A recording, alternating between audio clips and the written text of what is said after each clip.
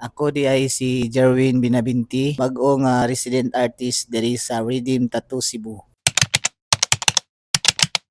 Sukad nga naa ako diri sa RDMD. Sus, grabe daghan jud kay kog nakatunan diri about sa tattoo kay daghan man kayong mga nag-una pa nako diri sa shop nga mga karaan na jud kayo sa tattoo industry.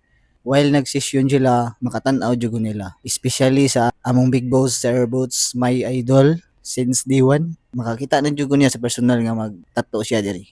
And isa pa sad mas daghan ang mga inquiry sa kuha sukad nga naa nako diri kay ilado man sad ang RDMD lahi ra sa atong napa ko sa mga nagtato about sa pricing unsaon pag-handle sa clients and basta daghan jud kayo diri mig nakatunan jud dako kay kog pasalamat nga naabot ko diri sa Redeem. Salamat kayo sa mga tao nga murag nagigihatag ang Ginoo nga instrumento nga tao nga para makasuod ko diri.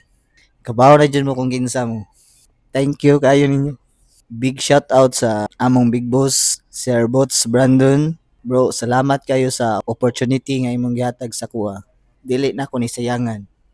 And that's all. Thank you.